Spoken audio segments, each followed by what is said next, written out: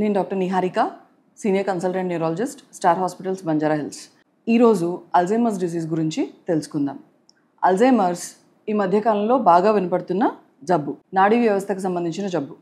దీనిలో మెల్లమెల్లగా ప్రోగ్రెసివ్గా మెమరీ అంటే గుర్తుపెట్టుకోవడం అనేది తగ్గుతూ వెళ్ళిపోతుంది. దీంతోపాటు డే ప్రోగ్రెస్ అయ్యే కొద్దీ అంటే టైం ప్రోగ్రెస్ అయ్యే కొద్దీ యాడ్ ఆన్ వేరే సిమ్టమ్స్ కూడా కనబడతాయి. మర్చిపోవడంతో పాటు మన థింకింగ్, ఆలోచన తీరు మారుతుంది, ప్రవర్తించడం, బిహేవియర్ మారుతుంది. ఇంకా సోషల్ స్కిల్స్ అంటే మనం కొన్ని పనులు బాగా చేయగలుగుతాం, కొన్ని చాలా ఎక్స్పర్టీతో చేయగలుగుతాం, అలాంటివి తేడా కనబడతాయి. ఓవర్ మంత్స్ టు ఇయర్స్ కనబడుతుంది ఇదంతా.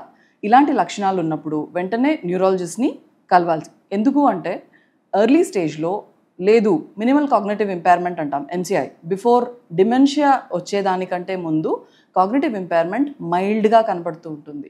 సో ఇలాంటి లక్షణాలు ఉన్నప్పుడు ఇమ్మీడియట్గా న్యూరాలజిస్ట్ని కన్సల్ట్ చేస్తే ఇమ్మీడియట్గా ట్రీట్మెంట్ స్టార్ట్ చేసే అవకాశం ఉంటుంది. పూర్తిగా మేము ఈ జబ్బుని ట్రీట్మెంట్ 100% ఇవ్వగలము అని చెప్పలేం, కానీ ఎర్లీగా ట్రీట్మెంట్ స్టార్ట్ చేస్తే డిలే చేసే అవకాశం ఉంటుంది. రకరకాల సిమ్టమ్స్ని డిలే చేసే అవకాశం ఉంటుంది, సివియారిటీని తగ్గించగలిగే అవకాశం ఉంటుంది.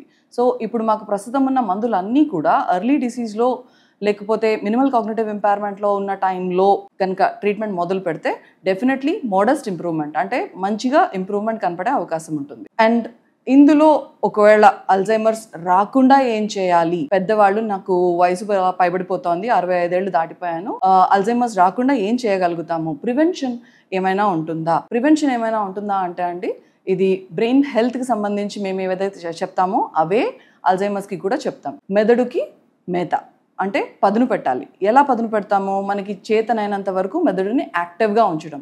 Policy remains use it or lose it. ఎలా అంటే మనకి క్రాఫ్టింగ్ ఇష్టం, సో రకరకాల క్రాఫ్ట్స్ చేస్తాం. పెయింటింగ్ ఇష్టం, రకరకాల పెయింట్స్, హ్యూస్ మిక్స్ చేసుకోవడం, కలర్స్ ఇవన్నీ చూసుకొని పెయింటింగ్ చేయడం, ఇలాంటివి. దెన్ లాంగ్వేజెస్ నేర్చుకోవాలనుకుంటున్నాం, కొత్త కొత్త లాంగ్వేజెస్ నేర్చుకోవడం, కొత్త కొత్త శ్లోకాలు నేర్చుకోవడం. స్పిరిచువల్ సైడ్ ఉంటే ఏ రిలీజన్ బట్టి ఆ రిలీజన్ వాళ్ళు కొత్తవి ఏదైనా నేర్చుకోవడం. సోషల్ యాక్టివిటీస్ అంటే కమ్యూనిటీలో ఉంటున్నాము, లేకపోతే సోషల్ గ్యాదరింగ్స్ అవుతున్నాయి, దానిలో పార్టిసిపేట్ చేయడం. చిన్న ఫ్రీక్అవుట్ ఫ్రెండ్స్తో ఒక వారంలో ఒక కాఫీ కానీ ఇలా కానీ ఫ్రెండ్స్తో కలిసినా కానీ ఇవన్నీ కూడా ఎవిడెన్స్ బేస్డే అండి. రీసెర్చ్ చేసి ఎవిడెన్స్ చూసి ఇలా ఉన్న వాళ్ళకి ఎలా డిమెన్షియా అనేది లేట్ ఆన్సెట్లో చాలా లేట్గా అవుతోంది లేకపోతే అసలు రావడం లేదు అని చూసే రీసెర్చర్స్ చేసిన తర్వాత ఇవి చెప్తూ ఉన్నారు. ప్రపంచవ్యాప్తంగా రీసెర్చర్స్ ఇవన్నీ చెప్తారు. వీటితో పాటు ఇంకేమైనా చేయొచ్చా అంటే డెఫినెట్లీ షుగర్, బీపీ ఇలాంటివి కంట్రోల్లో ఉంచుకోవాలి. ఊబకాయం ఉంటే డెఫినెట్గా దాన్ని వెయిట్ తగ్గించుకోవడానికి వెయిట్ రిడక్షన్ ప్రోగ్రామ్స్ చేసుకోవాలి. ఎక్సర్సైజ్ చాలా హెల్ప్ చేస్తుంది.